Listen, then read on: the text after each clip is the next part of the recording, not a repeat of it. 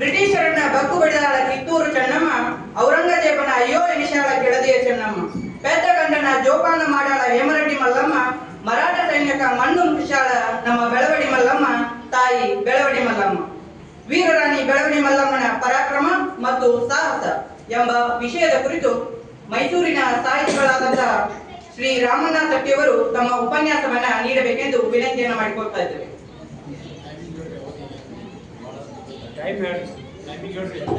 ಎಲ್ರಿಗೂ ನಮಸ್ಕಾರ. ಆಲ್ರೆಡಿ ಹೇಳಿದ್ದಾರೆ 15 ನಿಮಿಷಗಳ ಕಾಲಾವಕಾಶ ಅಂತ ಹೇಳಿ, ಅಷ್ಟರೊಳಗೆ ಮುಗಿಸೋದಕ್ಕೆ ಪ್ರಯತ್ನ ಪಡ್ತಾರೆ. ಎಲ್ಲರ ಮುಖದಲ್ಲೂ ಈ ಒಂದು ಸಾಲಿನಿಂದ ತುಂಬಾ ನಗು ಕೇಳಿ ಬರ್ತಾ ಇದೆ. ಯಾರಾದ್ರೂ 15 ನಿಮಿಷಕ್ಕಿಂತ ಜಾಸ್ತಿ ಮಾತಾಡಿದ್ರೆ ದಯವಿಟ್ಟು ಚೀಟಿ ಕೊಡಿ, ಇಲ್ಲ ಯಾರಾದ್ರೂ ಕೈ ಎತ್ತಿ ಸ್ವಲ್ಪ ನಿಲ್ಲಿಸಿ ಅಷ್ಟೇನೆ.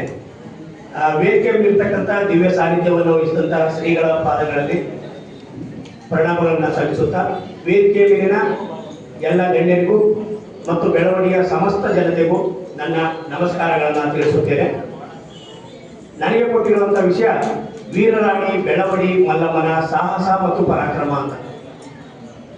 ಯಾರ ಹೆಸರನ್ನ ಕೇಳಿದರೆ ಮೊಘಲ್ ಸಾಮ್ರಾಜ್ಯ ಬೆಚ್ಚಿ ಬೀಳುತ್ತಿತ್ತೋ, ಯಾರ ಹೆಸರನ್ನ ಕೇಳಿದರೆ ರಜಪೂತ ಯೋಧರು ಭಯಗೊಳ್ಳುತ್ತಿದ್ದರು, ಯಾರ ಹೆಸರನ್ನ ಕೇಳಿದರೆ ಬ್ರಿಟಿಷ್ ವರ್ತಕರು ಮಾತ್ರವಲ್ಲ ಛತ್ರಪತಿ ಶಿವಾಜಿಯ 1.5 ಲಕ್ಷ ಸೈನಿಕರು ಗಡಗಡನೆ ನಡುಗುತ್ತಿದ್ದರು, ಅಂತಹ ಸಾಹಸ ಪರಾಕ್ರಮವನ್ನು ಮೆರೆದ ಕನ್ನಡ ನಾಡಿನ ಅನರ್ಘ್ಯ ರತ್ನವಾದಂತಹ ಬೆಳವಡಿಯ ವೀರರಾಣಿಯೇ ಆ ಮಲ್ಲಮ್ಮ.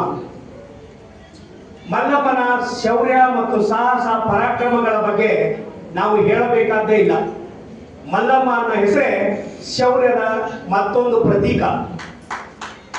ಶೌರ್ಯಕ್ಕೆ ಇನ್ನೊಂದು ಹೆಸರೇ, ಪರಾಕ್ರಮಕ್ಕೆ ಇನ್ನೊಂದು ಅನ್ವರ್ಥಕ ನಾಮವೇ ವೀರರಾಣಿ ಬೆಳವಡಿ ಮಲ್ಲಮ್ಮ. ಬೆಳವಡಿಯ ಮಲ್ಲಮ್ಮನ ಒಂದು ಸಾಹಸಕ್ಕೆ, ಅವಳ ಪರಾಕ್ರಮಕ್ಕೆ ಒಂದು ಉದಾಹರಣೆ ಏನು ಅಂತಂದ್ರೆ, ಅವಳಲ್ಲಿರ್ತಕ್ಕಂಥ ಅಗಾಧವಾದಂತಹ ಒಂದು ಶ್ರದ್ಧೆ ಮತ್ತು ಭಗವಂತನ ಮೇಲೆ ಇರತಕ್ಕಂಥ ಅಪಾರವಾದಂತಹ ನಂಬಿಕೆ. ಅವೆರಡೇ ಅವಳನ್ನ ಇವತ್ತಿಗೂ ಜೀವಂತವಾಗಿಟ್ಟಿದೆ ಮತ್ತು ಗೆಲುವನ್ನು ತಂದು ಕೊಟ್ಟಿದ್ದು ಕೂಡ ಆ ಎರಡು ಮಾತ್ರ. ಆ ಶ್ರದ್ಧೆ ಮತ್ತು ನಂಬಿಕೆ ಇವತ್ತಿನ ಮಕ್ಕಳಲ್ಲಿ ಬಲವಾಗಿ ಬೇರೂರಬೇಕಾದಂತಹ ಒಂದು ಸಂದರ್ಭ ಬರಬೇಕಾದಂತಹ ಪರಿಸ್ಥಿತಿ ಇದೆ. ಬೆಳವಡಿ ಮಲ್ಲಮ್ಮನ ಜೀವನ ಗಾಥೆಯನ್ನ ಅರಿಯೋದು ಅಂತಂದ್ರೆ ನಮ್ಮೊಳಗಿನ ನಾಯಕತ್ವವನ್ನ ನಾವು ಅರಿಯೋದು ಅಂತ ಅರ್ಥ. ಬೆಳವಡಿ ಮಲ್ಲಮ್ಮ ಸುಮ್ಮನೆ ಒಬ್ಬ ಸಾಮಾನ್ಯ ಕ್ಷತ್ರಿಯ ಹೆಂಗಸಾಗಿರಲಿಲ್ಲ. ಸೋದೆಯ ಅರಸು ಅವಳನ್ನ ಹೆಣ್ಣು ಮಗು ಅಂತ ಬೆಳೆಸಿರಲಿಲ್ಲ. ಹುಟ್ಟಿರುವಂತ ಹೆಣ್ಣು ಮಗನ್ನ ಗಂಡು ಮಗು ಅಂತ ಬೆಳೆಸಿ ಅವಳ ಸಂಕಟಗಳಿಗೆ ಎದುರಾದಾಗಲೆಲ್ಲ ರಣಚಂಡಿಯಾಗಿ ನಿಲ್ತಾ ಇತ್ತು. ಅವಳ ಎರಡೂ ಕೈಯಲ್ಲಿನ ಕಡ್ಡಿಗಳು ಸಮನಾದ ವೇಗದಲ್ಲಿ ಜಳುಪಿಸ್ತಾ ಇದ್ರೆ ವೈರಿಯು ಅಲ್ಲೇ ನಿಶ್ಚೇತನಾಗಿ ಬಿಡ್ತಾ ಇದ್ದ. ಅವಳ ಯುದ್ಧದ ವೈಖರಿ, ಮಿಂಚಿನ ವೇಗ ಮತ್ತೆ ರುಂಡಗಳನ್ನ ಚೆಂಡಾಡುತ್ತಿದ್ದಂತ ರೀತಿಯನ್ನ ಗಮನಿಸಿದ್ರೆ ಶಿವಾಜಿಯ ಸೈನ್ಯ ಗಡಗಡನೆ ನಡುಗುತ್ತಿತ್ತು. ನಿಮಗೆಲ್ಲ ಗೊತ್ತಿರಲಿ, ಶಿವಾಜಿ ಬಗ್ಗೆ ಇಂಗ್ಲೆಂಡಿನ ಮಿಲಿಟರಿಯ ಕಾರ್ಯದರ್ಶಿ ಒಂದು ಮಾತು ಹೇಳ್ತಾರೆ. ಬಹುಶಃ ಶಿವಾಜಿ ಮಹಾರಾಜರು ಇನ್ನೊಂದು 5-6 ವರ್ಷ ಬದುಕಿದ್ರೆ ಭಾರತದಲ್ಲಿ ನಾವು ಆಳ್ವಿಕೆಯನ್ನ ಮಾಡಕ್ ಆಗ್ತಾನೇ ಇರಲಿಲ್ಲ ಅಂತ ಹೇಳಿ. ಅದು ಅವರ ಶೌರ್ಯ ಮತ್ತು ಪರಾಕ್ರಮವನ್ನು ತೋರಿಸುತ್ತೆ. ನಾನು ಹೇಳ್ತಾ ಇದ್ದೀನಿ, ಬೆಳವಡಿ ಮಲ್ಲಮ್ಮಳ ಮಾತು ಕೇಳಿದ್ದಿದ್ರೆ ಬರೀ ಯಾರು ಬ್ರಿಟಿಷರನ್ನ ಭಾರತದೊಳಕ್ಕೆ ಬಿಟ್ಕೊಳ್ತಾ ಇರಲಿಲ್ಲ. ಮೊದಲಿಂಗ ಅರಸರ ರಾಜ್ಯದ ಒಂದು ಆ ಸಭೆಯಲ್ಲಿ ಬ್ರಿಟಿಷ್ ವರ್ತಕರ ನಿಯೋಗ ಒಂದು ಬಂದು ಕೇಳುತ್ತೆ, ನಮಗೆ ಈ ಕರಾವಳಿ ತೀರದಲ್ಲಿ ವ್ಯಾಪಾರ ಮಾಡೋದಕ್ಕೆ ಅನುಮತಿ ಕೊಡಿ ಅಂತ. ಎಲ್ಲರೂ ಜೈ ಅಂತಾರೆ. ಆದ್ರೆ ಅವತ್ತಿಗಿನ್ನೂ ಬಾಲೆಯಾದಂತಹ ಮಲ್ಲಮ್ಮ ಹೇಳ್ತಾಳೆ, ದಯವಿಟ್ಟು ಈ ಬ್ರಿಟಿಷರನ್ನ ನಂಬಬೇಡಿ, ಇವರು ಕುಹಕ ಬುದ್ಧಿಯವರು, ಇವರು ಮುಂದೊಂದು ದಿನ ನಮಗೆ ಬಂಧನದ ಸಂಕೋಲೆಯನ್ನ, ದಾಸ್ಯದ ಸಂಕೋಲೆಯನ್ನ ನೀಡ್ತಾರೆ, ದಯವಿಟ್ಟು ಇವ್ರನ್ನ ನಂಬಬೇಡಿ, ಇವರಿಗೆ ಬ್ರಿಟಿಷರಿಗೆ ನಮಗೆ ವ್ಯಾಪಾರ ಮಾಡೋದಕ್ಕೆ ನಮ್ಮ ದೇಶದಲ್ಲಿ ಅನುಮತಿಯನ್ನ ಕೊಡಬೇಡಿ, ಕರಾವಳಿ ಪ್ರದೇಶದಲ್ಲಿ ಅವರ ಪ್ರವೇಶವನ್ನ ನಿಷೇಧ ಮಾಡಿ, ಕರ್ನಾಟಕದ ಗಡಿ ಒಳಕ್ಕೆ ಅವರನ್ನ ಬಿಟ್ಕೋಬೇಡಿ ಅಂತ ಹೇಳಿ ಮೊಟ್ಟ ಮೊದಲು ಹೇಳಿದಂತಹ ವೀರರಾಣಿ ಬೆಳವಡಿ ಮಲ್ಲಮ್ಮ.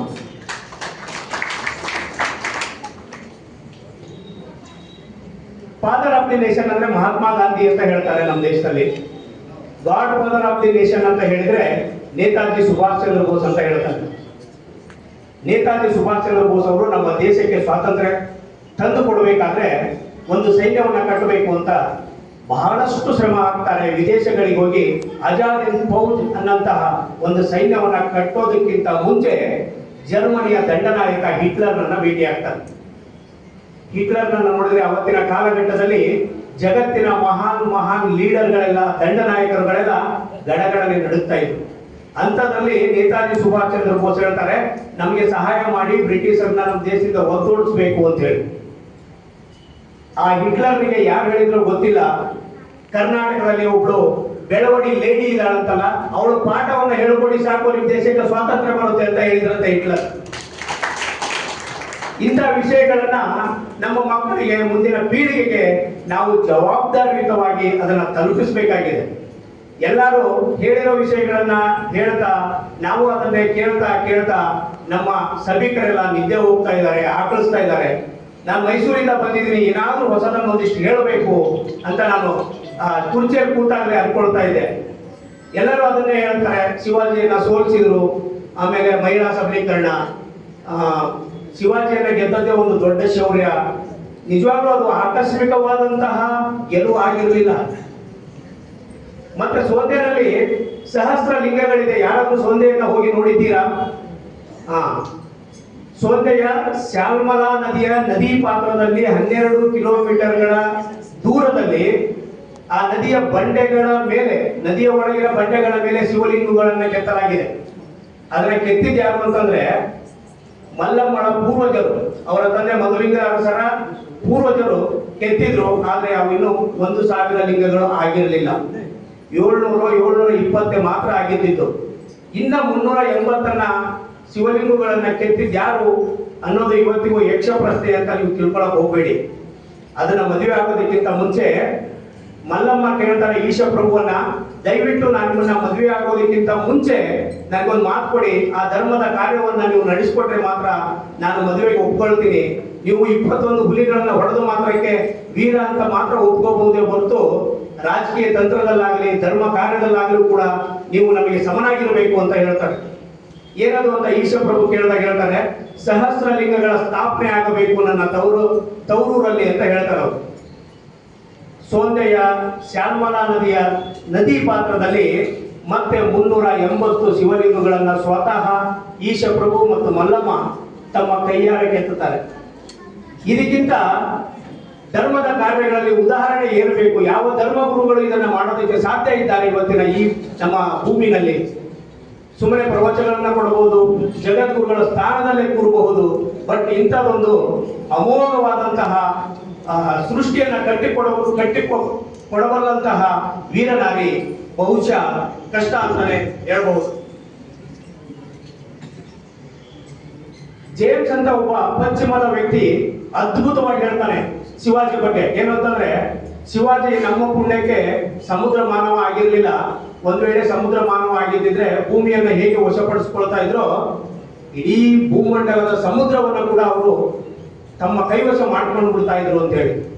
ಅಂತಹ ಶೂರನ ಗುಂಡಿಗೆ ಕೂಡ ಒಡೆದು ಹೋಗುವ ರೀತಿಯಲ್ಲಿ ಸಾಹಸ ಪರಾಕ್ರಮವನ್ನ ಮೆರೆದವರು ನಮ್ಮ ವೀರರಾಣಿ ಬೆಳವಡಿ ಮಲ್ಲಮ್ಮ. ಬ್ರಿಟಿಷ್ ಅಧಿಕಾರಿ ಲಾರ್ಡ್ ಮೌಂಟ್ ಬ್ಯಾಟನ್, ನಮ್ಮ ದೇಶದ ಬ್ರಿಟಿಷ್ ಗವರ್ನರ್, ಕೊನೆಯ ಗವರ್ನರ್ ಜನರಲ್ ಒಂದು ಮಾತನ್ನು ಬರೀತಾರಂತೆ ಅವರ ಮೇಲಾಧಿಕಾರಿಗಳಿಗೆ ಇಂಗ್ಲೆಂಡ್ಗೆ. ಏನು ಅಂತಂದ್ರೆ, ಶಿವಾಜಿಯಂತಹ ಒಬ್ಬ ವ್ಯಕ್ತಿ, ಒಬ್ಬನೇ ಒಬ್ಬ ಮಗ ಇಂಗ್ಲೆಂಡ್ ಅಲ್ಲಿ ಹುಟ್ಟಿದ್ದಿದ್ರೆ ಬರೀ ಈ ಪ್ರಪಂಚ ಮಾತ್ರವಲ್ಲ ಬ್ರಹ್ಮಾಂಡವನ್ನೇ ನಾವು ಗೆಲ್ತಿದ್ವಿ ಅಂತ. ಆ ಬ್ರಹ್ಮಾಂಡವನ್ನೇ ಗೆಲ್ಲಬಲ್ಲಂತ 8ನೇ ಬಂಟನನ್ನ ಸೋಲಿಸಿದ್ದು ನಮ್ಮ ವೀರರಾಣಿ ಬೆಳವಡಿ ಮಲ್ಲಮ್ಮ. ದಯವಿಟ್ಟು ಚಪ್ಪಾಳೆ ಹೊಡಿಬೇಕು. ಇದು ನಿಮ್ಮ ಊರಿನ, ನಿಮ್ಮ ನಾಡಿನ, ನಿಮ್ಮ ರಾಣಿಯ ಹೆಗ್ಗಳಿಕೆ ಮಾತ್ರವಲ್ಲ, ಈ ನಾಡಿಗೆ ಆಚಂದ್ರಾರ್ಹವಾಗಿ ಉಳಿಸಿಕೊಟ್ಟಂತಹ ಸೌಭಾಗ್ಯ ಅದು ನಮ್ಮ ದೇಶದ ಹೆಮ್ಮೆ, ನಾಡಿನ ಹೆಮ್ಮೆ. ಇದು ಬೆಳವಡಿ ಉತ್ಸವ ಮಾತ್ರ ಆಗಬಾರದು, ಈ ನಾಡಿನ ಉತ್ಸವ ಆಗಬೇಕು, ಕರ್ನಾಟಕದ ಉತ್ಸವ ಆಗಬೇಕು, ರಾಷ್ಟ್ರೀಯ ಉತ್ಸವ ಆಗಬೇಕು. ಅದರ ಕಡೆಗೆ ನಮ್ಮ ಗಮನ ಹರಿಸಬೇಕಾಗಿದೆ. ಇಂಗ್ಲಿಷ್ ವರ್ತಕರು ಏನಿದ್ರಲ್ಲ, ಇಂಗ್ಲಿಷರು ನಮ್ಮನ್ನ ಆಳೋದಕ್ಕಿಂತ ಮುಂಚೆ ವರ್ತಕರಾಗಿ ಬಂದಿದ್ರು, ವ್ಯಾಪಾರಕ್ಕಾಗಿ ಬಂದಾಗ ಅವರು ಇಲ್ಲಿಯ ಯುದ್ಧವನ್ನ ನೋಡ್ತಾರೆ. ಶಿವಾಜಿಯ ಸೈನ್ಯ ಮತ್ತು ಬೆಳವಡಿ ಮಲ್ಲಮ್ಮನೊಂದಿಗೆ ನಡೀತಕ್ಕಂಥ ಸೈನ್ಯವನ್ನ ನೋಡಿ ಪತ್ರವನ್ನು ಬರೀತಾರಂತೆ ಅವರ ಮೇಲಾಧಿಕಾರಿಗಳಿಗೆ. He is at present besieging a front whereby relation of their own people come from him.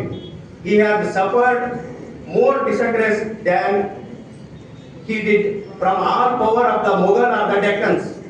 He who had conquered so many kingdoms is not able to reduce woman Desai ಅಂತ. ಬೆಳವಡಿಯ ದೇಸಾಯಿ ಹೆಣ್ಣು ಮಗಳೊಬ್ಬಳ ಯುದ್ಧದಲ್ಲಿ ಶಿವಾಜಿಯು ಮೊಘಲರೊಂದಿಗೆ ಮತ್ತೆ ಇತರ ರಾಜರ ಮುಸ್ಲಿಂ ರಾಜರೊಂದಿಗಿನ ಯುದ್ಧಗಳಲ್ಲಿ ಅನುಭವಿಸಿದ್ದಕ್ಕಿಂತ ಹೆಚ್ಚು ಮುಖಭಂಗವನ್ನ ಬೆಳವಡಿ ದೇಸಾಯಿ ಹೆಣ್ಣು ಮಗಳೊಂದಿಗಿನ ಯುದ್ಧದಲ್ಲಿ ಆ ಮುಖಭಂಗವನ್ನ ಅನುಭವಿಸಿದ್ರು ಅಂತೇಳಿ ಬೆರಗು ಕಣ್ಣುಗಳಿಂದ ನೋಡ್ತಾ ಬ್ರಿಟಿಷ್ ವರ್ತಕರು ಅದನ್ನ ಬರೀತಾರೆ. ಇದು ನಮಗೆಲ್ಲ ಹೆಮ್ಮೆಯಾದಂತಹ ವಿಷಯ. ಶಿವಾಜಿಯನ್ನ ಸೋಲಿಸಿದ ಕಥೆ ಕೇಳಿದ್ರೆ ಬಹುಶಃ ನಿಮಗೆಲ್ಲ ರೋಮಾಂಚನ ಆಗುತ್ತೆ. ನಾವು ಮಲ್ಲಮ್ಮ ಅಂತ ಹೇಳಬೇಕಾಗಿಲ್ಲ, ಬೆಳವಡಿ ಅಂತ ಹೇಳಿದ್ರು ಸಾಕು ಮೈ ರೋಮಾಂಚನ ಆಗುತ್ತೆ. ಅದಕ್ಕೆ ಕಾರಣನೇ ವೀರರಾಣಿ ಬೆಳವಡಿ ಮಲ್ಲಮ್ಮ. ಆದ್ರೆ ಆ ಮಲ್ಲಮ್ಮನ ಪರಾಕ್ರಮದ ಹಿಂದಿನ ಶಕ್ತಿ ಯಾರು? ಈಶಪ್ರಭು. ಈಶಪ್ರಭು ಇಲ್ಲ ಅಂದ್ರೆ ಮಲ್ಲಮ್ಮನ ಅಸ್ತಿತ್ವ ಇದೆಯಾ? ನೀವು ಮಲ್ಲಮ್ಮನ ಸಮಾಧಿಯನ್ನು ಹುಡುಕುವ ಪ್ರಯತ್ನದಲ್ಲಿದ್ದೀರಿ, ಮಲ್ಲಮ್ಮನ ಪ್ರಾಧಿಕಾರವನ್ನು ಮಾಡುವ ಪ್ರಯತ್ನದಲ್ಲಿದ್ದೀರಿ, ಈಶಪ್ರಭುವನ್ನ ಮರೆತು ಬಿಟ್ಟಿದ್ದೀರಿ.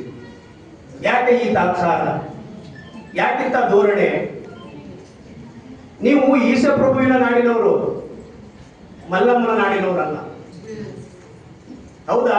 ಯಾರಾದ್ರೂ ಅಲ್ಲ ಅನ್ನೋರು ಇದೆಯಾ?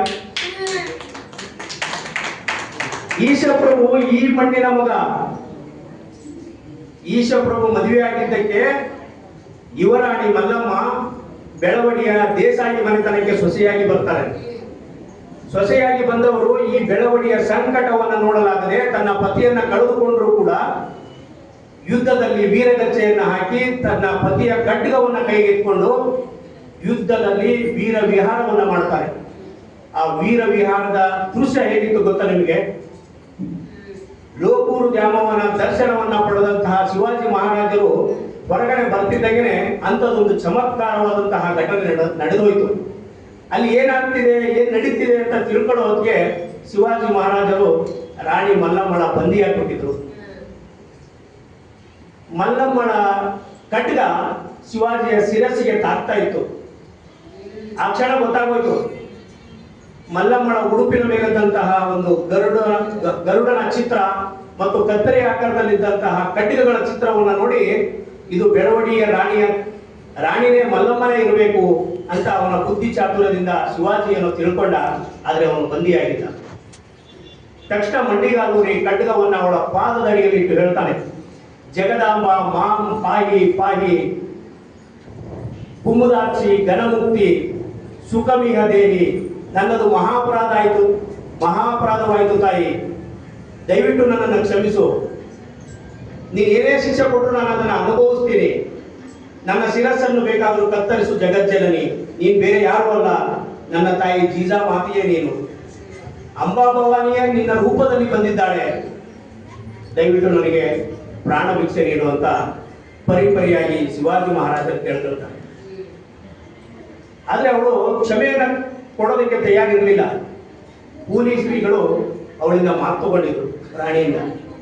ಹಿಂದವಿ ಸಾಮ್ರಾಜ್ಯವನ್ನ ಕಟ್ತಾ ಇರತಕ್ಕಂಥ ಶಿವಾಜಿ ಈ ನೆಲಕ್ಕೆ ಬೇಕು, ಈ ಹಿಂದೂ ಸಾಮ್ರಾಜ್ಯವನ್ನ ಕಟ್ಟೋದಕ್ಕೆ ಬೇಕು, ಭರತ ಭೂಮಿಗೆ ಆ ಚಕ್ರವರ್ತಿ ಬೇಕು.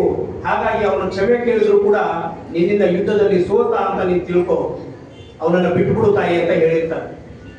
ಆದ್ರೆ ಈಶಪ್ರಭುವನ್ನ ಕಳೆದುಕೊಂಡಂತಹ ರಾಣಿ ಮಲ್ಲಮ್ಮ ತುಂಬಾ ಕ್ರೋಧ ತಪ್ತಳಾಗಿರ್ತಾಳೆ. ಯಾವ ಕಾರಣಕ್ಕೂ ಬಿಡಬಾರ್ದು, ಯಾವುದೇ ಕಾರಣಕ್ಕೂ ಶಿವಾಜಿಯನ್ನ ಬಿಡಬಾರ್ದು, ರುಂಡವನ್ನ ಕತ್ತರಿಸಬೇಕು ಅಂತ ಹೇಳಿ. ಆದ್ರೆ ಶಿವಾಜಿ ಯಾವಾಗ ಜಗಜ್ಜನನಿ ನನ್ನನ್ನು ಬಿಟ್ಟು ಬಿಡು, ಪ್ರಾಣ ಭಿಕ್ಷೆ ನೀಡು ಅಂತ ಕೇಳ್ತಾನೋ ಅವಾಗ ಮಗುವೊಂದು ತಾನು ಮಾಡಿದ ತಪ್ಪಿಗಾಗಿ ಕ್ಷಮೆ ಕೇಳ್ತಾ ಇರುವಂತೆ ಅವಳಿಗೆ ಭಾಸ ಆಗ್ತಾ ಇತ್ತು. ನೋಡಿದವ್ರ ಕಣ್ಣಿಗೆ ಯಾರೋ ಒಬ್ಬ ಭಕ್ತ ದೇವಿಯ ಹತ್ರ ತಾನು ಮಾಡಿದ ಅಪರಾಧಕ್ಕಾಗಿ ಕ್ಷಮೆ ಕೇಳ್ತಾ ಇದ್ದಾನೇನೋ ಅನ್ನುವಂತೆ ಭಾಸ ಆಗ್ತಿತ್ತು. ಹಾಗಾಗಿ ಅವ್ರು ಹೇಳ್ತಾರೆ, ಆಯ್ತಮ್ಮ, ನನ್ನದು ಮಹಾಪರಾಧ ಆಯಿತು, ನನಗೆ ಗೊತ್ತಿಲ್ಲ ನಿನ್ನ ಗಂಡ ಈಶಪ್ರಭು ಯುದ್ಧದಲ್ಲಿ ಮಡಿದ ಅನ್ನೋ ವಿಷಯ ನನಗೆ ಗೊತ್ತಿಲ್ಲ, ಇದನ್ನ ನನ್ನ ಸೈನ್ಯಾಧಿಕಾರಿ ಮುಚ್ಚಿಟ್ಟಿದ್ದಾನೆ, ತಾಯಿ ಅಂಬಾಭವಾನಿ ಆಣೆಗೂ ನನಗಿದು ಗೊತ್ತಿಲ್ಲ, ನನ್ನನ್ನು ಕ್ಷಮಿಸು. ಈ ಕ್ಷಣವೇ ನಾನು ಯುದ್ಧವನ್ನ ನಿಲ್ಲಿಸ್ತೀನಿ, ನಿನಗಾದ ನಷ್ಟವನ್ನ ಬೇಷರತ್ತಿನಿಂದ ನಾನು ಪರಿಹಾರವನ್ನ ಕೊಡ್ತೀನಿ, ಮತ್ತೆ ಇಂದಿನಿಂದ ನೀನು ನನ್ನ ಸಹೋದರಿ ಅಂತ ಹೇಳಿ ಅವಳನ್ನ ಆತ್ಮೀಯವಾಗಿ ಕರೀತಾನೆ ಮತ್ತು ರಕ್ಷೆಯ ಬಂಧನವನ್ನ ಕೂಡ ಕಟ್ಟಿಸ್ತಾನೆ. ಮರಾಠರು ಮತ್ತು ಕನ್ನಡಿಗರ ಮಧ್ಯೆ ಒಂದು ಬಾಂಧವ್ಯವನ್ನು ಬೆಸೆದ ಕೀರ್ತಿ ಮಲ್ಲಮ್ಮನಿಗೆ ಸಲ್ಲುತ್ತದೆ. ಒಂದು ವೇಳೆ ಆ ಕ್ಷಣದಲ್ಲಿ ಮಲ್ಲಮ್ಮ ಏನಾದರೂ ಶಿವಾಜಿಯನ್ನ ಕೊಂದು ಬಿಟ್ಟಿದ್ದಿದ್ರೆ ಇವತ್ತು ಮಹಾರಾಷ್ಟ್ರ ಅನ್ನೋದು ಹೇಳಕ್ಕೂ ಕೂಡ ಹೆಸರಿರ್ತಾ ಇದ್ದಿಲ್ಲ. ಹಿಂದವಿ ಸಾಮ್ರಾಜ್ಯದ ಸಾಮ್ರಾಟ್ ಅಂತೇಳಿ ಇವತ್ತೇನು ಮೆರೀತಾ ಇದ್ದಾರೆ, ಆ ಫೋಟೋ ಹಾಕಕ್ಕೂ ಕೂಡ ಒಂದು ಫೋಟೋ ಭಾವಚಿತ್ರ ಇರ್ತಿರ್ಲಿಲ್ಲ ಅಂತ ನಾನು ಅನ್ಕೊಳ್ತೀನಿ. ಶಿವಾಜಿ ಮಲ್ಲಮ್ಮಳ ಪರಾಕ್ರಮ ಈ ಕೆಲವರ ಈಗ ನಮ್ಮ ದೇಶದಲ್ಲಿ ತುಂಬಾ ಜನ ವೀರರು, ಶೂರರು, ಪರಾಕ್ರಮಿಗಳು ದೇಶಕ್ಕಾಗಿ ಮಡಿದಿದ್ದಾರೆ. ಅವ್ರ ಬಗ್ಗೆ ನಾವು ಹೇಳಬೇಕಾದ್ರೆಲ್ಲ ವಿಶೇಷವಾದಂತಹ ಪದಪುಂಜಗಳನ್ನ, ಗುಣವಾಚಕಗಳನ್ನ ಬಳಸ್ತೀವಿ. ಯಾಕೆಂತಂದ್ರೆ ಅವ್ರ ಬಗ್ಗೆ ನಾವು ಉತ್ಪ್ರೇಕ್ಷೆ ಮಾಡಿ ಹೇಳ್ತೀವಿ. ಆದ್ರೆ ಮಲ್ಲಮ್ಮಳ ಬಗ್ಗೆ ನಾವು ಆ ತರದ ಯಾವುದೇ ವಿಶೇಷ ಪದಪುಂಜಗಳನ್ನಾಗಲಿ ಗುಣವಾಚಕಗಳನ್ನಾಗಿ ಬಳಸಬೇಕಾದ ಅವಶ್ಯಕತೆ ಇಲ್ಲ. ಅವಳ ಚರಿತ್ರೆಯನ್ನ ಇದ್ದ ಹಾಗೆ ಹೇಳಿದ್ರೆ ಸಾಕು ಅನ್ಸುತ್ತೆ ನನಗೆ. ಅದಕ್ಕಿಂತ ಇನ್ನೇನು ಅವಳ ಬಗ್ಗೆ ಹೇಳಬೇಕಾದಂತಹ ವಿಷಯ ಇಲ್ಲ. ಆದ್ರೆ ಅವಳಲ್ಲಿದ್ದಂತಹ ಗೂಢಾಚಾರಿಕೆ ಇತ್ತಲ್ಲ, ಅದು ತುಂಬಾ ಉತ್ಕೃಷ್ಟವಾದಂತಹ ತರಬೇತಿಯನ್ನ ಪಡೆದಂತಹ ಗೂಢಾಚಾರಿಕೆ ಆಗಿತ್ತು. ಶಾಂತಯ್ಯ ಅನ್ನಂತ ಒಬ್ಬ ಸರದಾರ ಇದ್ದಲ್ಲ, ಅವನು ಹೇಗಿದ್ದ ಅಂತಂದ್ರೆ ಬಹುಶಃ ನಿಮಗೆ ಕಲ್ಪನೆ ಮಾಡ್ಕೊಳ್ಳೋಕ್ಕೂ ಅಸಾಧ್ಯ. ಆ ಸರದಾರ ಹೇಗಿದ್ದ ಅಂತಂದ್ರೆ ನಿಮ್ಮನ್ನು ನೋಡಿದ್ರೆ ಯಥಾವತ್ತು ನಿಮ್ ತರನೇ ಕಾಣೋಷ್ಟು ಛದ್ಮವೇಷವನ್ನ ಧರಿಸ್ತಾ ಇದ್ದ ಅವನು. ಶಿವಾಜಿ ತರ ಆಗಿರ್ಬೋದು, ಈಶಪ್ರಭು ತರ ಆಗಿರ್ಬೋದು, ಸಾಕ್ಷಾತ್ ನಿಮ್ಮ ತರ ಕೂಡ ಅವನು ವಿತಿನ್ ಮಿನಿಟ್ ಅಲ್ಲಿ ಛದ್ಮವೇಷವನ್ನ ಧರಿಸ್ತಿದ್ದ. ನೋಟುಗರಿಗೆ ಚಮತ್ಕಾರದ ರೀತಿಯಲ್ಲಿ, ಜಾದು ಮಾಡಿದ ರೀತಿಯಲ್ಲಿ ಆ ಒಂದು ವಿದ್ಯೆ ಅವನಿಗೆ ಕರಗತ ಆಗಿತ್ತು. ಅದ್ರ ಜೊತೆಗೆ ಗೂಢಾಚಾರಿಕೆ ಅನ್ನೋದು ಅವನಿಗೆ ರಕ್ತದಲ್ಲಿ ಬೆರೆತು ಹೋಗಿತ್ತು. ಅದರ ಮೂಲಕನೇ ರಾಣಿ ಮಲ್ಲಮ್ಮ ಶಿವಾಜಿಯನ್ನ ಸೋಲಿಸೋದಕ್ಕೆ ಕಾರಣ ಆಯಿತು. ಹಾಗಾಗಿ ಸರ್ದಾರ ಶಾಂತಯ್ಯನನ್ನ ಕೂಡ ನಾವು ಇವತ್ತು ಸ್ಮರಿಸಬೇಕಾದಂತಹ ದಿನ ಆಗಿದೆ. ಮಲ್ಲಮ್ಮ ರಟ್ಟಾನ್ವಯ ಚರಿತಾಮೃತ ಅಂತ ಹೇಳಿ ಒಂದು ಪುಸ್ತಕವನ್ನು ಬರೀತಾಳೆ ತನ್ನ 65ನೇ ವಯಸ್ಸಿನಲ್ಲಿ. ಆಕೆ ಬದುಕಿದ್ದು 67 ವರ್ಷ. ಬಹುಶಃ ನಾವು ಪಡೆದುಕೊಂಡು ಬಂದಿದ್ದಂತಹ ಸೌಭಾಗ್ಯ ಅಷ್ಟೇ ಅನ್ಸುತ್ತೆ. 65ನೇ ವಯಸ್ಸಿನಲ್ಲಿ ರಟ್ಟಾನ್ವಯ ಚರಿತಾಮೃತ ಅಂದ್ರೆ ತನ್ನ ಗಂಡನ ಗುಣಗಾನವನ್ನ ಮಾಡಿ, ತನ್ನ ದೇಸಾಯಿ ಮನೆತನದ ಬೆಳವಡಿ ಜನತೆಯ ಉದಾರ ಗುಣಗಳ ಬಗ್ಗೆ ಅದರಲ್ಲಿ ಬರೆಯಲಾಗಿದೆ. ಸಂಸ್ಕೃತ ಭಾಷೆಯಲ್ಲಿ ಇರ್ತಕ್ಕಂಥ ರಟ್ಟಾನ್ವಯ ಚರಿತಾಮೃತ ವಿಜಯನಗರದ ಗಂಗಾದೇವಿ ತನ್ನ ಪತಿಯ ಗುಣಗಾನಗಳನ್ನ ಮಾಡ್ತಾ ಬರೆದಂತಹ ಮಧುರ ವಿಜಯವನ್ನ ಹೋಲುತ್ತೆ ಈ ರಟ್ಟಾನ್ವಯ ಚರಿತಾಮೃತ ಅನ್ನೋದು. ಅದರಲ್ಲಿ ತನ್ನ ಗಂಡ ಈಶಪ್ರಭುವನ್ನು, ಬೆಳವಡಿಯ ಜನತೆಯನ್ನ, ಇಲ್ಲಿಯ ಆಡಳಿತವನ್ನ, ಇಲ್ಲಿಯ ರೈತರನ್ನ ಅವಳು ಬರೆದಿರೋ ರೀತಿಯನ್ನ ನೋಡಿದ್ರೆ ನಿಮಗೆ ಮಹಾ ಆಶ್ಚರ್ಯ ಆಗುತ್ತೆ. ಚತುರ್ಭಾಷಾ ಪಂಡಿತಳಾಗಿದ್ದಂತಹ ಮಲ್ಲಮ್ಮ ಬರವಣಿಗೆಯಲ್ಲೂ ಸಿದ್ಧಹಸ್ತಳಾಗಿತ್ತು. ಅವಳ ಕೈ ಬರೀ ಖಡ್ಗವನ್ನ ಮಾತ್ರ ಹಿಡಿತಾ ಇರಲಿಲ್ಲ, ಲೇಖನಿ ಕೂಡ ಹಿಡಿತಿತ್ತು. ಅವತ್ತಿನ ಸಾಹಿತ್ಯ ವಲಯದಲ್ಲಿ ರಟ್ಟಾನ್ವಯ ಚರಿತಾಮೃತ ಅನ್ನೋದು ಬಹಳ ದೊಡ್ಡ ಹೆಸರು ಮಾಡಿತ್ತು. ತನ್ನ 67ನೇ ವಯಸ್ಸಿಗೆ ದೇಹಾಂತ್ಯವನ್ನ ಮಾಡದಂತಹ ಮಲ್ಲಮ್ಮ 16 ವರ್ಷಕ್ಕೆ ಮದುವೆ ಮಾಡಿಕೊಂಡು 18 ವರ್ಷಕ್ಕೆ ವೈದವ್ಯದ ಪಟ್ಟವನ್ನ ಪಡ್ಕೊಂಡು 19ನೇ ವರ್ಷಕ್ಕೆ ಸಿಂಹಾಸನವನ್ನ ಏರಿದ್ದು 20 ವರ್ಷಗಳ ಸುದೀರ್ಘ ಆಡಳಿತ ಸೇವೆಯಲ್ಲಿ ಸಮಾಜ ಸೇವೆ, ಲೋಕಹಿತ ಕಾರ್ಯಗಳು, ಕಲ್ಯಾಣದ ಕೆಲಸಗಳು, ರೈತರಿಗೆ ಬೇಕಾದಂತಹ ಅನುಕೂಲತೆಗಳು, ಸೈನಿಕರಿಗೆ ಸಾಕಷ್ಟು ಭರಪೂರವಾದಂತಹ ಬಕ್ಷೀಸುಗಳನ್ನು ಕೊಟ್ಟಳು. ಮಠಗಳಿಗೆ, ಗುರುಗಳಿಗೆ, ಪೀಠಾಧಿಪತಿಗಳಿಗೆ ಹೇರಳವಾದಂತಹ ಧನಧಾನ್ಯಗಳನ್ನ ನೀಡಿ ಮಠಗಳನ್ನ ಮಾನ್ಯಗಳು ನೋಡ್ಕೊಳ್ತಾ ಇದ್ದು. ಇದನ್ನೆಲ್ಲ ನಾವು ನೆನಬೇಕಾಗಿದೆ. ಅವಳಲ್ಲಿ ನಾವು ಕಲಿಬೇಕಾಗಿದ್ದು ಶ್ರದ್ಧೆ, ನಾಯಕತ್ವ, ಪ್ರೇರೇಪಣೆ. ಅವಳು ಏಕಕಾಲಕ್ಕೆ ಸಹಸ್ರಾರು ಜನರನ್ನ ಪ್ರೇರೇಪಣೆಗೊಳಿಸಿಕೊಳ್ಳಂತಹ ಒಂದು ಶಕ್ತಿ ಅವಳಲ್ಲಿತ್ತು. ಅವಳು ಯಾವತ್ತಾದ್ರೂ ಯುದ್ಧದಲ್ಲಿ ಗೆದ್ದು ಬಂದ್ರೆ ಹೇಳ್ತಾ ಇದ್ದಂತೆ ನಾನು ಯುದ್ಧ ಗೆದ್ದು ಬಂದೆ ಅಂತ ಅಲ್ಲ. ನಿನ್ನೆ ರಾತ್ರಿ ನನ್ನ ಕನಸಿನಲ್ಲಿ ವೀರಭದ್ರ ದೇವರು ಬಂದಿದ್ದ, ನೋಡಮ್ಮ, ನಿನ್ನ ಖಡ್ಗದಲ್ಲಿ ನಾನು ನೆಲೆಸಿರ್ತೀನಿ, ನೀನು ನಾಳೆ ಯುದ್ಧಕ್ಕೆ ಹೋಗು, ಯುದ್ಧದಲ್ಲಿ ವಿಜಯ ಅನ್ನೋದು ನಿನಗೆ ಶತಸಿದ್ಧ ಅಂತ. ಹಾಗಾಗಿ ತನ್ನ ಸೈನಿಕರಿಗೆ ಹೇಳ್ತಾ ಇದ್ದಂತೆ ಅವಳು, ನಿನ್ನೆ ನನ್ನ ಕನಸಲ್ಲಿ ವೀರಭದ್ರ ದೇವರು ಬಂದು ಈಗ ಹೇಳಿದ್ರೆ ನಮಗೆ ಗೆಲುವು ಶತಸಿದ್ಧ, ಬನ್ನಿ ಹೋಗೋಣ ಅಂತ. ಜನ ಅವಳನ್ನ ನಂಬುತ್ತಾ ಇದ್ರು. ಆ ನಂಬಿಕೆ ಅವಳು ಉಳಿಸ್ಕೊಂಡಿದ್ರು. ಅರಮನೆಯಿಂದ ಹೊರಗಡೆ ಹೊರಟ್ರೆ ಸಾಲು ಸಾಲು ಸ್ತ್ರೀಯರು ಅವಳನ್ನ ಮಾತಾಡ್ಸೋದಕ್ಕೆ ಅಂತೇಳಿ ನಿಲ್ತಾ ಇದ್ರು. ತಾವು ಅವಳ ತರ ಆಗಬೇಕು ಅನ್ನೋ ಕನಸು ಕಾಣ್ತಾ ಇದ್ರು. ನಾವಿವತ್ತು ಕಿತ್ತೂರು ಚೆನ್ನಮ್ಮ, ಕೆಳದಿ ಚೆನ್ನಮ್ಮ, ಹಲವಾರು ರಾಣಿಯರನ್ನ ಉದಾಹರಿಸ್ತೀವಲ್ಲ, ಅವರಿಗಿಂತ ಎಷ್ಟೋ 100 ವರ್ಷಗಳ ಮುಂಚೆ ಬೆಳವಡಿ ರಾಣಿ ಮಲ್ಲಮ್ಮ ಹುಟ್ಟಿ ರಾಜ್ಯವನ್ನ ಆಡಳಿತ ಮಾಡಿ ಚಕ್ರವರ್ತಿ ಅನ್ನಿಸಿಕೊಂಡಂತ ಶಿವಾಜಿಯನ್ನ ಸೋಲಿಸಿದ್ದು ಇವತ್ತು ಇತಿಹಾಸ. ಶಿವಾಜಿಯನ್ನ ಸೋಲಿಸಿದ್ದು ಇತಿಹಾಸ. ಆದ್ರೆ ಝಾನ್ಸಿ ರಾಣಿ ಲಕ್ಷ್ಮೀಬಾಯಿ ಅಂತ ನೀವೆಲ್ಲ ಕೇಳಿರ್ತೀರಿ. ಅವಳಿಗೆ ಪ್ರೇರೇಪಣೆ ಯಾರು ಅಂತ ಕೇಳಿದ್ರೆ ನಿಮಗೆ ಗೊತ್ತಾ? ಬೆಳವಡಿ ರಾಣಿ ಮಲ್ಲಮ್ಮನ ಇತಿಹಾಸವನ್ನ ಝಾನ್ಸಿ ರಾಣಿ ಲಕ್ಷ್ಮೀಬಾಯಿ ಹೇಳ್ತಾರೆ, ಅವಳಿಂದ ನಾನು ಪ್ರೇರೇಪಿತಳಾದೆ ಅಂತ. ಇದಕ್ಕಿಂತ ಇನ್ನೇನು ವಿಷಯಗಳು ಬೇಕು? ರಾಣಿ ಮಲ್ಲಮ್ಮನನ್ನ ನಾವು ಎಷ್ಟು ನೆನೆದರೂ ಸಾಲದು. ಅವಳಂತಹ ಹೆಣ್ಣು ಜೀವಗಳು ಕನ್ನಡ ನಾಡಿನ ಪ್ರತಿ ಮನೆಯಲ್ಲೂ ಹುಟ್ಟಬೇಕಿದೆ. ಅಂತದೊಂದು ಸಂಸ್ಕೃತಿ ಸಂಸ್ಕಾರ ನಾವು ಕಲಿಬೇಕಾಗಿದೆ. ಪ್ರಾಧಿಕಾರದ ಬಗ್ಗೆ ಹೋರಾಟ ನಡೀತಾ ಇದೆ. ನಮ್ಮ ಪ್ರಕಾಶ್ ಕುಂಬಿಯವರು ಮಾತಾಡ್ತಾ ಹೇಳಿದ್ರು, ಈಶ ಪ್ರಭುವಿನ ಬಗ್ಗೆ ಪುಸ್ತಕವನ್ನ ಬರೀಬೇಕಾಗಿದೆ ಅಂತೇಳಿ. ನಾನು ಅದಕ್ಕೆ ಸಿದ್ಧವಾಗಿದ್ದೀನಿ. ನಿಮ್ಮೂರಲ್ಲಿ ಅದರ ಬಗ್ಗೆ ತಿಳಿದಂಥವರು ಹಿರಿಯರು ಯಾರಾದರೂ ಇದ್ರೆ ನನಗೆ ಮಾಹಿತಿ ಕೊಟ್ರೆ ನಾನು ಖಂಡಿತವಾಗ್ಲೂ ಈಶ ಪ್ರಭುವಿನ ಕುರಿತಂತೆ ಒಂದು ಪುಸ್ತಕವನ್ನು ಬರೆಯೋದಕ್ಕೆ ತಯಾರಿದ್ದೀನಿ. 2 ವರ್ಷಗಳ ಹಿಂದೆ ಬೀಳದ ಬೆಳವಡಿ ಆ 27 ದಿನಗಳು ಅನ್ನೋಂಥ ಒಂದು ಪುಸ್ತಕವನ್ನು ಬರೆದೆ. ಇದೇ ಬೆಳವಡಿ ಉತ್ಸವದಲ್ಲಿ ಅದು ಬಿಡುಗಡೆ ಕೂಡ ಆಯಿತು. ತುಂಬಾ ಜನಮನ್ನಣೆಯನ್ನು ಕೂಡ ಗಳಿಸಿದೆ. ಹಾಗಾಗಿ ಈಶ ಪ್ರಭುವಿನ ಕುರಿತಂತೆ ಕೂಡ ನಾನು ಬರೆಯೋದಕ್ಕೆ ತಯಾರಿದ್ದೀನಿ. ನಿಮ್ಮೆಲ್ಲರ ಆಶೀರ್ವಾದ ಹೀಗೆ ಇರಲಿ. ಜೈ ಮಲ್ಲಮಾರಿ. ರಾಣಿ ಮಲ್ಲಮ್ಮನ ಪರಾಕ್ರಮ ಮತ್ತು ಸಾಹಸ ಎಂಬ ವಿಷಯದ ಕುರಿತಾಗಿ ವಿಕತ್ಪೂರ್ಣ ವಿಷಯವನ್ನ ಮಂಡಿಸಿದಂತ ಶ್ರೀ ರಾಮಣ್ಣ ತಟ್ಟಿ ಸಾಹಿತಿಗಳು, ಮೈಸೂರು, ಇವರಿಗೆ ಧನ್ಯವಾದಗಳು. ಇರಲಾರ್ದಂತಹ ವಿಚಾರಗಳನ್ನು ಹೇಳಿದರು ತಟ್ಟಿ ಸರ್. ಆ ತಟ್ಟಿ ಸರ್ ಹೆಂಗೆ ಹೇಳಿದ್ರಪ್ಪ ಅಂದ್ರೆ ನಮ್ಮ ಕಿವಿಗೆ ತಟ್ಟುವ ಹಾಗೆ ಹೇಳಿದ್ದಾರೆ ಅನ್ನುವಂಥದ್ದನ್ನು ಬಹಳ ಕೇಳಿ ಸಂತೋಷ ಆಯಿತು ಅನ್ನುವಂಥದ್ದು. ಅದಕ್ಕಾಗಿ ಒಂದು ಸ್ವಲ್ಪ ಚಪ್ಪಾರಿ ಹೊಟ್ಟು ಅವರು ಸಲುವಾಗಿ ಸ್ವಲ್ಪ ನನಗೆ ಬೇಡ. ಅದಕ್ಕೆ ಇಂಥ ಹಲವಾರು ವಿಚಾರಗಳೇನಪ್ಪ ಅಂತಂದ್ರೆ ಅವರೆಲ್ಲ ಸುಮ್ಮನೆ ಬಂದಿರಂಗಿಲ್ಲ.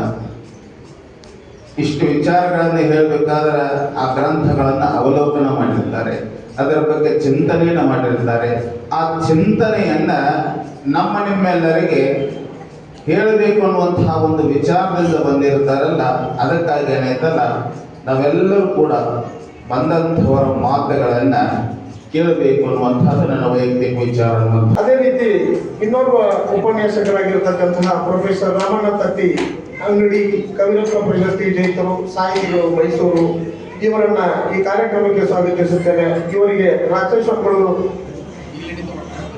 ಪುಷ್ಪಾರ್ಪಣೆಯನ್ನು ನೀಡುವುದರ ಮೂಲಕ ಅವರನ್ನ ಈ ಕಾರ್ಯಕ್ರಮಕ್ಕೆ ಮತ್ತೊಮ್ಮೆ ಸ್ವಾಗತಿಸಬೇಕೆಂದು ಅವರಿಗೆ ವಿನಂತಿಸುತ್ತೇನೆ.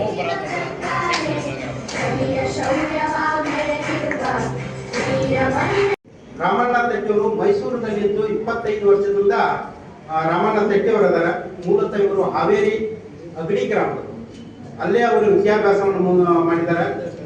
ಮೈಸೂರು ಶಿಶು ವೈದ್ಯಾಲಯದೊಳಗ MA ಒಂದು ಪದವಿಯನ್ನು ಪಡ್ಕೊಂಡಾರ.